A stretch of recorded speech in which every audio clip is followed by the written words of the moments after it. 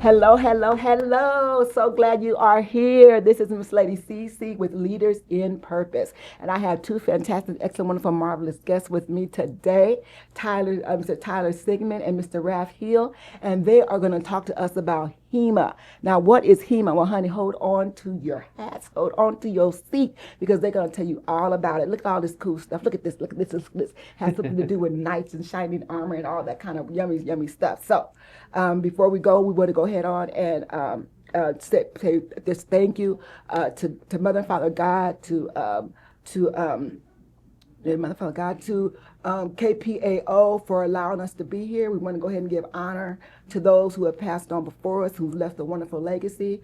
You had a spiritual saying that you wanted to do, Tyler? Well, sure. Since we're practicing historical European martial arts, I've got a little line for us, more of a mantra, Okay. which is, I have eyes like a hawk, so you do not deceive me. I have the heart of a lion, so I strive forward. And I have the feet like a hind, so I can spring to and fro. So it's a mantra, bringing in the positive energy of a warrior as you're going into battle. I love mantras. Mantras are wonderful. I love mantras. So that's a wonderful, powerful mantra. So we don't have much time. So let's go ahead on, and I'm gonna get out the way, and we're gonna get to the good juicy stuff. All right, pizza. No, in and out, please.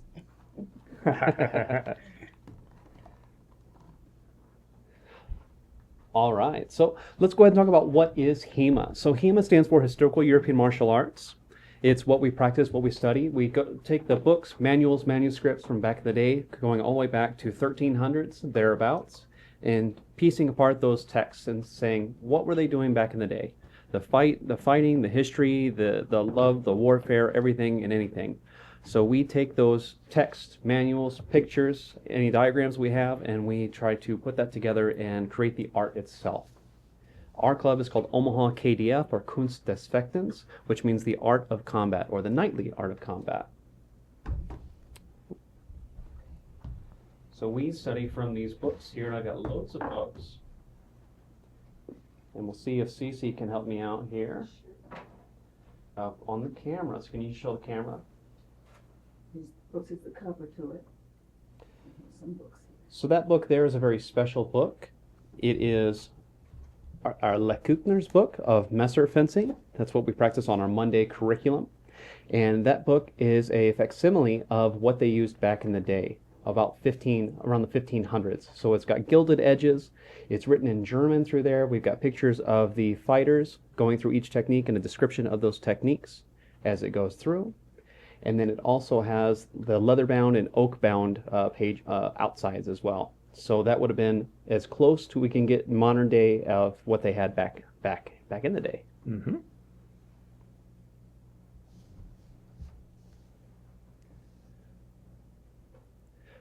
So HEMA itself is kind of broken down into a couple different subsects. Most of the time it is broken down into something called Blossfechten, which means naked fighting or naked fencing. It's where you would have just your normal street clothes on, something similar to like either a wrestling jacket or a doublet or an arming jacket, something like that, to where you're not fully armored. Mm-hmm. And then it goes from there to armored fencing. So if you're talking full steel armor, that's called harness fechten or harness fighting, Mm-hmm. fully armored fighting.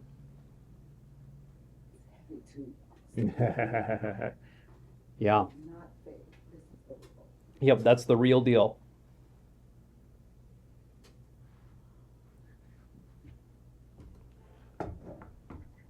Perfect. So one of the things when Tyler was saying Blossfechten, in the historical context, we're looking around the 1500s for the manuscripts and the books that we're studying. And with Blossfechten, there was a few things historically going on at that time. Basically, the Little Ice Age. Yep. So people would be wearing lots of wool. They'd have very, very fancy hats, Mm-hmm. and that was basically going to be your armor. And if you were going to be engaging in combat, also around this time, there was a lot of warfare. All of the Germanic city-states They were warring against each other, warring with other countries. It was a very tumultuous time, and the particular art that we're focusing on in a particular time period, it was not uncommon for a lot of these weapons to be used to, end in combat on the battlefield. Oh, for sure. And depending on these social and economic situations of the warfare, we find different techniques in these books as well. Most of them are for actually capturing an opponent. So you want to capture and maintain, and then see if they were a noble, then maybe you could ransom them for money, this and that. There's other books and art that's specifically for combat and warfare. So it kind of breaks it down between those lines. As we get a little bit further into the society within these texts, we get judicial duels. So if me and you had a fight over a chicken, right? I challenge you to a duel to the first blood, and then we would go seek out a sword master. And then that sword master would say, okay, let's have our duel in 3 months. And then we would agree to the terms, give it the magistrate, and then we would go through and seek out the sword master to train, and then be as prepared as we can for that blood duel.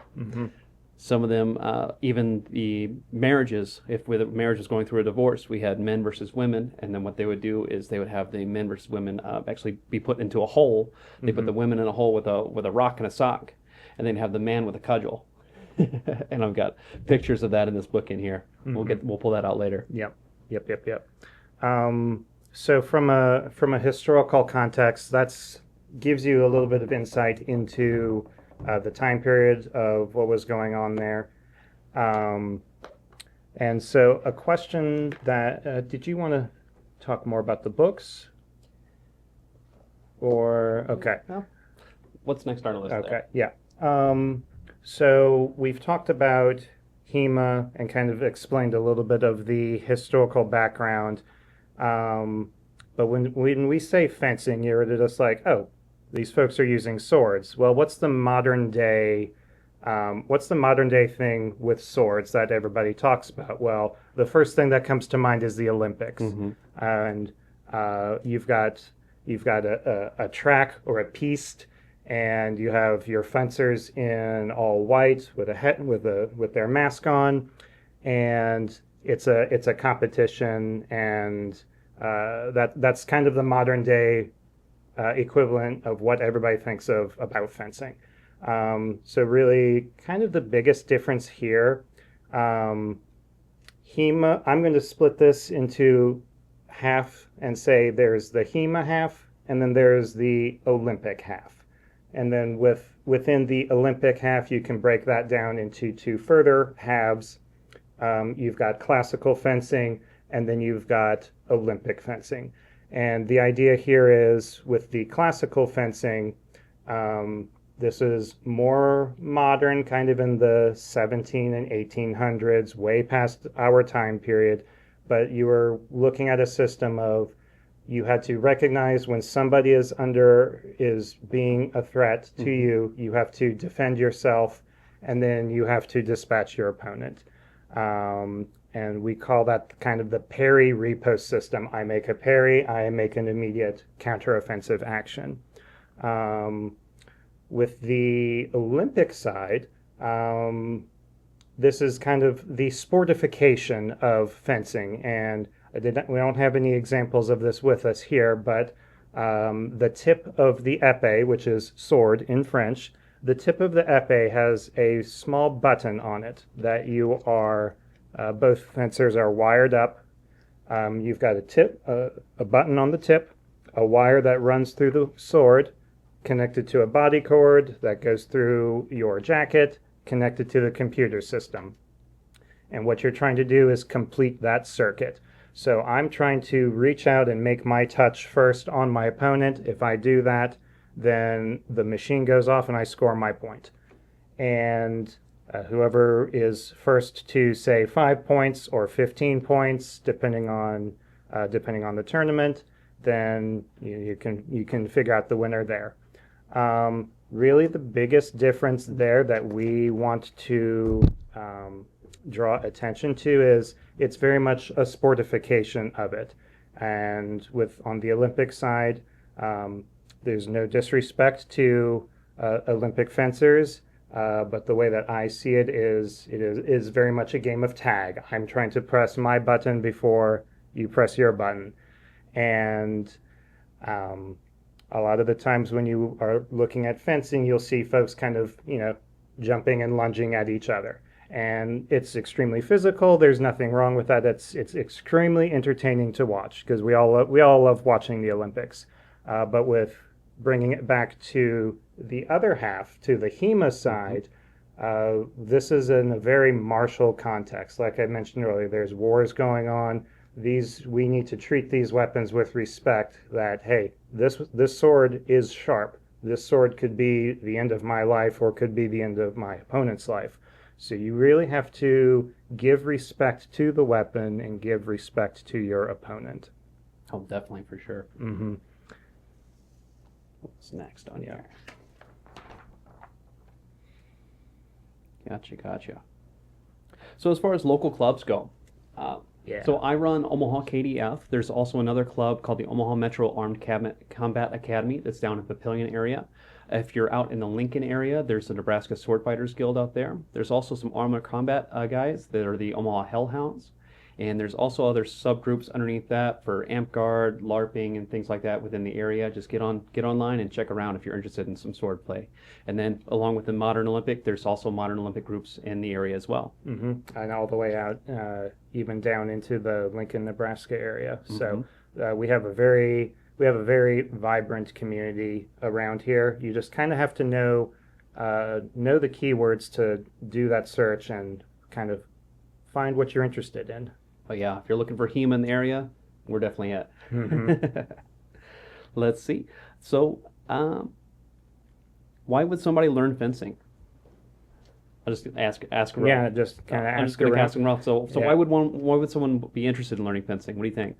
Well, I know for me, I love history, and it's, we've got all these books, we've got all these sources, we've got all these techniques, and I was working a desk job, and I'm just like, oh my gosh, I'm so sluggish, I'm so out of shape, working behind a desk for 8 hours a day, and I'm like, this sounds really cool. I want to try something like this. Well, once I got into it for the physical fitness and the history, and then eventually I was like, okay, I really like this. This is fun. This is a cool club, and there's some really cool people here, and I'm learning a lot of skills and, building some self-confidence. I'm like, plus, just sword fighting is really cool. But one of the biggest things is that I didn't realize it took a lot to be a competent swordsman. And there's just so much that goes into it, and we'll kind of touch on a little bit of that later with some demonstrations. So yeah, there's definitely lots of physical aspects and the mental aspects as you go into it, right? Absolutely. You're playing chess while you're moving at the same time, and it's sometimes it's 4D chess, sometimes it's 5D chess. Yep. If you get inside their brain while they're trying to fight you. Absolutely. I'll just kind of answer the question for myself as well as why I got into fencing. I got into fencing about 11 or 12 years ago. I went to a Nebraska Renaissance Fair, and there was a couple guys, the Musketeer Fencing Club, who has since retired, but they were out at the pirate ship. They were throwing oranges at each other and then stabbing them in the air with sharp swords, and it looked like so much fun. So I just wanted to be a part of that crew and that camaraderie that they were promoting at the fair. So I've been, when we had my instructor, Angel Reyna, came in and started teaching longsword in Omaha, I attended the first class that was given in Omaha and loved it ever since. So from there, I've probably met about 3 to 5 classes per week for the last, I don't know, maybe almost 10 years now. So remind me, when did you start? I think we have it written down. It was August 15, 2015. So we were coming up on our 10-year anniversary for the club. Yeah. And I've been doing this since January 2021. I moved to Omaha and was just like, okay, I'm going to get out and meet some people, do some things, and then COVID hit, and then that put the kibosh on that for a little bit, and then eventually I'm like, okay, it's time to get out and do something, and then I reached out to the club, and I've never looked back. Yeah, we've had a heck of a time. Yep, that's for sure. This come true for me. I've been Mhm. on the fence for years and years and years, so now I get to when I'm retired. So yes. That's awesome. Let's see. So, what's your favorite part about doing HEMA, Rolf? My favorite part about doing HEMA, well, it's really tapped into my competitive side, and I love the history, and I love the discipline that we have. But I really like going to tournaments Mm-hmm. and testing my skills against other fencers and competing against myself. It's like, okay, how far can I get? How well can I execute the techniques that we've been working on for the past several months? So that's one of my favorite aspects. Is I do like the tournament Yeah. scene. Yeah, and that's probably one of outside of teaching because I love teaching. I went to college to be an art teacher, and then ended up worked for the post office for a little while. So I chased my dream elsewhere of being an instructional sword art teacher instead. But outside of that, tournaments is a place where you get to take your training that you've learned over your months or years and apply that into practice and see if you can do that against an unwilling opponent, which is a really interesting time for sure. So you get to definitely test yourself. Hmm. And so then you might be wondering, like, so you say tournaments. Um, we've got the Olympics. This is all, there's a pretty standardized rule set with that. But then when we go to tournaments, kind of what can you expect at a tournament? Well, we've got we've got to have a rule set that everybody agrees on, and every tournament can be a little different. Whereas compared to Olympic fencing, the rule book is yay thick and it's standardized, and everybody that participates in one of those events knows exactly what they are allowed to do and not allowed to do and what they're getting into. So with tournaments for us, it's a little bit different. Each rule set is a little different. Your point value for your targets, 2 points for head, 2 points for body, 1 point for extremities. That can all be, a little different. You've got your different weapons that you can use, just longsword only, or messer only, or mixed steel, where you can have messer, sabers, maybe even rapiers, messer and buckler. You can have a mixed bang because Mix and match. yep, exactly. You never know who you're going to wind up fighting on the battlefield, and not everybody's going to be playing the same game or going to have the same weapon. So you need to know how to use your weapon and how it interacts with somebody else. Yeah. As a tournament organizer, I think that's my favorite part about HEMA itself is there's no thick rule book saying exactly this is the rule set and this is the way we do things. Each school gets to select their rules of what they want to see at the tournament represented. So some schools go for 3 targets for 3 points for the head, 2 for the body, 1 for the arms. Some schools go for 1 point for everything and just give each blow its own individual value. Some of them are times, so you get 3 minutes in the ring or a minute and a half in the ring, and that's how many points you can get up to that part. It really depends on the culture that's cultivated within the group itself and the leaders of that club to demonstrate this is what I want to see in a tournament when it goes through. Mm-hmm. And every club gets to exemplify the best of their fighters and the best of their capabilities as it goes through. Mm-hmm. So it's interesting. Picking up, we're doing four tournaments this summer, so Mm-hmm. and they all have vastly different rule sets, Mm-hmm. and it's a part of the challenge as well to manipulate yourself to go through those tournaments with changing the mindset. Okay, this is worth this amount of points, so this is the move set that I want to use. Mm-hmm. So there is a little bit of sportification on the HEMA side and gaming the rule set, and a lot. And the biggest thing that when I go into a tournament is like, I'm going to treat this as a real sword fight. I'm going to respect my opponent and respect their sword, and you have to adapt on the fly at times. For sure. Mm-hmm. What's our rule number 1? Rule number 1: don't die. Step 1: don't die. Step 1: make sure you don't get stabbed. Yep. Don't get hit. Yep. And then from there, control, finesse, and get in when you need to get in. Mm-hmm. For sure. Yeah. All right. How are we doing on time? 7 minutes. Excellent. Cece, you got any questions for us? I know I had asked the question. It said HEMA historic European martial arts. How is HEMA a martial art? Great question. Mm-hmm. So HEMA itself is a martial art, so it's historical European martial arts. So we take these books and they fight, and there's different books. There's books and treaties and manuals and manuscripts. So these treaties would go through and tell you exactly how to use the weapon. It'll tell you where to hold it on the left shoulder, right shoulder, down at the hip, what edge to hit with or strike with, the left or the right edge of that. And it gives you, some of them give you the purpose of the techniques. So depending on where the contextual book was written, and the books are written by a multitude of people. Some of them were fencing masters, some of them were hobbyists, some of them were military leaders. So it depended on what type of book we've got. It kind of really depends on what you're actually aiming to study. And a lot of the times, some of these manuscripts would have been commissioned by your local magistrates, your local dukes, princes, and a lot of time and effort would be putting into hand drawing these manuscripts. And it's not until, partway through the 1500s do we get the introduction of the Gutenberg printing press that made the widespread distribution of fencing manuals more accessible to the common folk. With the different styles of fighting. Mm-hmm. Different styles of fighting. So that one is Italian rapier combat. So that is capoferro. So martial arts actually means to combat. Mm-hmm. Mm-hmm.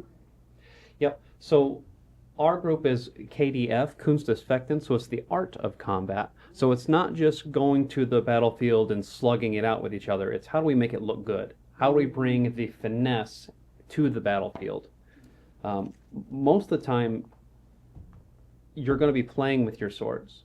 Instead of going actively to the battlefield, you would have to learn how to utilize the weapons first.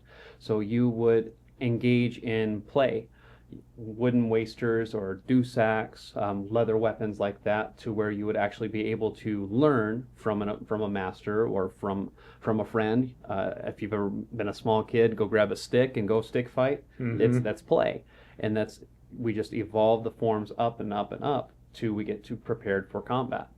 So or for tournaments is what our modern anachronism is for that today, Mm-hmm. right? So as far as how is HEMA a martial art itself, we go through for the sources, the lineages, and we copy exactly what they were doing back during the day and apply those techniques because they still hold up. We've got loads and loads of sources, materials, all that kind of stuff that tells us where our bodies should be positioned to get these techniques done correctly. Mm-hmm. And what's so interesting is, when you see others do it, it looks like it's so easy. Oh, no, it is not. There is like you say, a finesse, a way. It's an art. You got to learn how to do Yep. it. Hold that sword a certain way and turn. Yes, it's like a dance. It's actually like a dance. It is. Oh yeah, Yep. 100%. Yep. And it was a nobleman's art or gentleman's art for the most part. And those noblemen or gentlemen would have danced. They would have done some armored combat, known how to ride horses, and gone through the noble echelons as well. So sword fighting aligns with the dances very well. And the footwork is very, very similar, if not the same. So if you piece those periods together of the modern dances from the time periods, that same footwork falls right into place as well. So for the popular dances of the medieval times, it's all there. Yeah. And a lot of the terminology of the techniques and moves themselves, some of it's based on mythological sources, some of it's based on alchemy sources, some of it is based on hunting. So there's hunting sources as well, like the boar's tooth. A lot of the hunting you would be chasing down pigs in the farmland or the wild boars. And so one of the guards of the boar's tooth, you hold it on your hip with the blade pointed up, just like the wild boar's tusks as they come through. So what do you mean by alchemy? Because when I think of alchemy, I think of working with the elements. Mm-hmm. Oh yeah, for sure thing. Yeah. So our text, the Peter von Danzig book, breaks down our 4 primary guards. Those 4 primary guards are ox, plow, flug, and halberd. and they all have their own elements associated with them. So they've got the hot and dry, cold and wet aspect, and that was part of the medieval alchemy back in the day. And the way those moves flow also are correlated to how the elements are presented as well. Yeah, for sure. Same or similar vein, if you're familiar with the Chinese martial arts, they've got their elements with steel and wood and fire and water, right? Those different types of kung fu and martial arts through the Eastern martial arts also equate towards the elements that they perceived it during the day as well. Yeah, for sure. It's kind of pulling those pieces together. One of our techniques is called a mutiran, or a mutation. So what it is, it's transmuting the power from one energy that's given. You're taking that energy and then sending it right back out to them. You're transmuting that energy that comes in and pushing it back out. How you do that? It'll be at the next class. Yep. Okay. Yep. That's cool. Be at the next class. Yep, we actually just covered it last night. We got 30 seconds left. So what can we, let's set up a roadmap for what we're going to do here in the next segment. We're going to just take a second and reorient, but then we kind of wanted to go through and show off some of the different weapons that we practice with, and we'll go through a couple plays and kind of read from the books just a little bit of how we would go about interpreting some of these manuscripts and recreating the play. Because really what we're doing is we are basically a modern day Fight Club back in the day. 100%. So, all right. All right, this is Miss Lady Cece. It's over. It's Miss Lady Cece with Leaders in Purpose, and stay tuned for show number 2.